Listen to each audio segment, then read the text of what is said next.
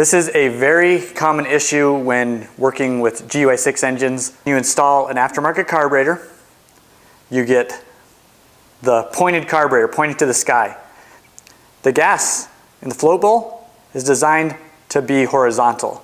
So we have a way to level that out. And for you GY6 Honda Ruckus swap guys, so for instance, when you do a 8-inch rear wheel, that requires the wide tire to be centered, so that moves the whole motor over. So now when you try to install this carburetor, it's starting to hit the frame. That's a big, big problem whenever you're trying to do the swap. You need something called a leveling clocking flange. What does that do? That's going to level out the carburetor like that, and then you can pivot the carburetor any way you want. We're doing it in such a way that you don't need any glue, you don't need to cut anything. It's a install and go, and you can pivot and clock this any way you'd like. Let me show you why this one is a lot different than the others that have been on the market for years. I want to show you on this 232cc fuel injected Honda Ruckus. This is a 8-inch rear wheel. Notice that the way the engine mount goes over to the left. That brings this whole engine, instead of where it would normally be right in the center, you have to move the motor over about 4 inches to center that tire. You see how if I was to mount this system and not clock it, it would run right into the frame? That's our gold finish. And then there's another spacer down below there. So that's our tall leveling clocking flange. I got this GY6 150 with our fuel injection system in it, but I wanted to give you a bird's eye view of how you can clock this flange. It can go all the way to the left, all the way to the right. It's completely versatile. And keep in mind, you can run any carburetor, fuel injection system, it doesn't matter. As long as it's GY6, that sucker mounts up. And here's a side view of the intake manifold being leveled, so everything is leveled with the engine. So this is our leveling clocking flange. This is 5-axis CNC'd. We're really proud of this. In my opinion, it's next level compared to what was out there before. I'll explain why in just a second. These are available in raw, like you see here, and then the gold, like I showed you on the other bikes. And then we've also got our spacer. This is our intake spacer. Same thing, 5-axis CNC. What you can do is you need more height. This is the spacer, and then the leveling clocking flange goes right up on top of there. On our clocking flange, see you've got the little slots there and there. So this allows you to pivot the clocking flange like that, and then you can also clock the carburetor. And then when you tighten it down, the O-ring that sits there will make it so it doesn't move. We use X-ring Viton O-rings. Viton is synthetic rubber. It'll never dry rot or crack over time like rubber does. And you don't have to use any type of silicone or any type of sealant or anything like that. And this gasket is reusable. Let me go over the timeline of years and years of building Ruckuses. I don't even know how old this is. This is probably 10 years plus year old piece. This is a big thick piece of aluminum. Looks like it's been water jetted. This is a clocking flange. Notice it doesn't have the level in it. See how these have got the angle like that? That's just a clocking flange. This was back in the day. So it's mounted with 2 bolts, and then you use a paper gasket, which requires glue and the paper gasket. In later years, we've got the CNC leveling clocking flange. So it's one up from this guy because it's got the level in it. If you notice, it's affixed just like the other one. You can't pivot, you know, like this or like this. It's fixed. And then, of course, you use a paper gasket, which requires glue and a paper gasket. So there's that. And then you had your spacer. If you want to do a tall leveling clocking flange, you can do something that looks just like this. This is the old school way of doing it. So you got a gasket here with some glue, gasket down here with some glue, and then there's a whole other set of problems I'll go over in just a second. And then after that, this one evolved where it was not 2 pieces, it was 1 piece. And then they added the O-ring, but the problem is, where those sidewalls were too thin when you bolted it down, it would bend, and then you'd have a intake leak. So there's that one. And then after that, you had this tall leveling clocking flange that is a lot thinner. If you notice, I'll go over that in just a second, but we're not doing the O-ring. We're doing a paper gasket and some glue. If you notice on ours, our sidewalls are a lot thicker, so you don't have that issue. Keep in mind, we've had this kit out, our tall leveling clocking flanges out, for about 2 years now.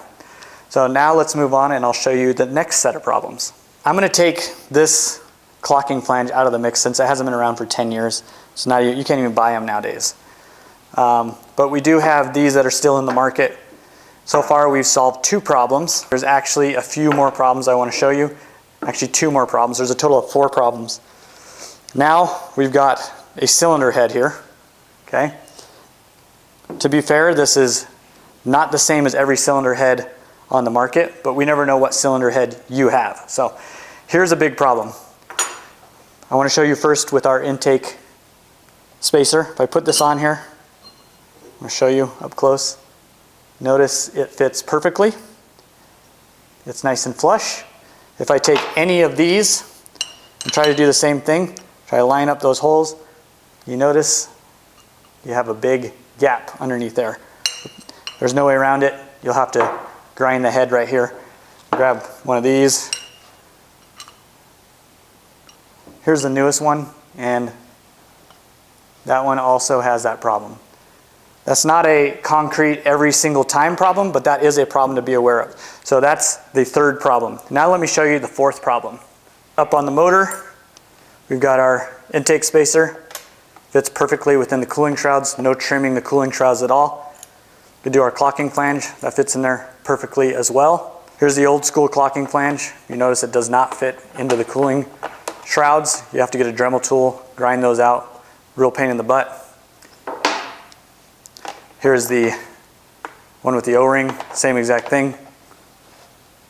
Spacer, same thing.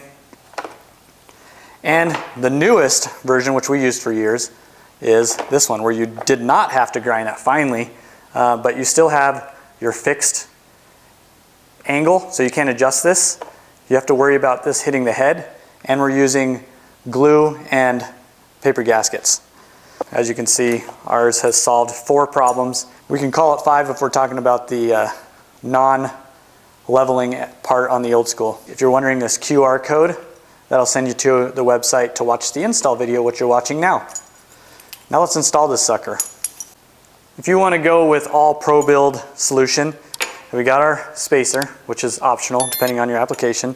We've got our clocking flange, but then we've got our 5-axis CNC intake manifold. Super, super smooth on the inside, smoother than a baby's butt. A lot of time on the cheaper intakes, you'll have a bunch of sharp angles and imperfections on the inside. This is as good as you're going to get. It's got the silicone instead of rubber, whenever dry rot or crack, stainless steel clamps, and then of course the nipple on there that actually fits. If you notice, if you've ever been around the block, you'll buy one of these and there'll be a tiny little nipple. The hose on here never fits, so we solved that problem as well. But something really neat is everything matches perfectly. So there's no any step down or any imperfections. You get a really nice, basically ported intake all the way down to the head that matches a big bore head perfectly. So 27.5 millimeters, we can call it 28, but it fits perfectly on any big bore head. This is going on a ruckus. We can add our intake spacer if we want, along with the leveling clocking flange, but in this situation, we are only adding the leveling clocking flange. So once the carburetor is installed, it'll go on just like that, and then we can pivot this carburetor any way we want. I'm going to show you how to install this clocking flange. It's really, really easy. So if you're installing the clocking flange onto the spacer, again, the spacer isn't always needed, it's optional. This is the hardware that you're getting in the spacer kit.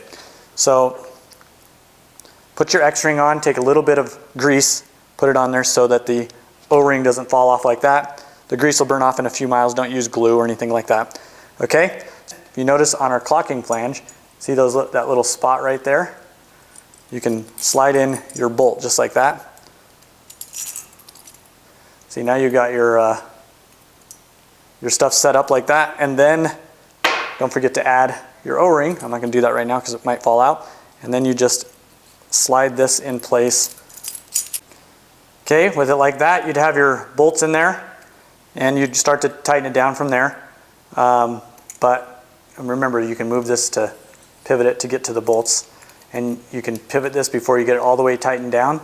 But we're not using the spacer. This is the clocking flange without the spacer. So that requires a 5mm Allen and some red Loctite. I like this stick type Loctite. Stick thing was on there because you can just dab like that, real easy. Just a red Loctite. Some people use blue. I always use red because you don't want an intake leak. Drop your bolt in like that. Okay, now let's go ahead and put this on the head. I'll show you how it goes on. This is really good stuff to have around. This is for bicycles, and it's called crystal grease. You can use any grease, of course. You can even use Loctite, actually. Just put a little dab there, okay? A little dab there. The only reason why I'm doing this is so the O-ring doesn't fall out and get pinched while I install it. So, there we go. So we got our Loctite there. We got to make sure that our O-ring is not going to fall off. We're going to go at a little bit of an angle, and I'm not just going to drop it in there, but get your bolt started. Okay, there's one. Come over to the other side. Remember the little adjustment here. You can move the flange so that it has a little opening so you can get to everything. Yeah, a little there. Just keep going back and forth. You want to get it to the point where the flange is almost tight but not quite, because we're going to need to move this around like that to get it lined up. Okay, so I have it like hand tight on the one side. If you can't quite get to this moved over like this because the plastics are in the way, there's like 5 different plastics. In this scenario, I am having that problem. So I'm going to take this little C-clamp off. I'm just using these little pliers like this. And I can do just like this. Pop that off. Take that piece off. And now you have a straight shot down to tighten everything really, really easy. When you're done, drop that on there. You want to make sure that this clamp turns real easy so you know it's on there, but that's a little hack you can do. And then finally, you've got these long bolts that are also included. This is where I use the washers. And then you can slide them into your intake like that, okay? And then tighten them down on the intake manifold. See that? And you can pivot this any way you want. Super dope. All right, so there we go. If you like what you see, I'll put the link down in the description. Remember, they're available in silver or gold. You can purchase it in just the clocking flange or the tall leveling clocking flange. We call that the Pro-FLANGE is what we call it. I appreciate you guys more than you know, and we'll see you in the next video.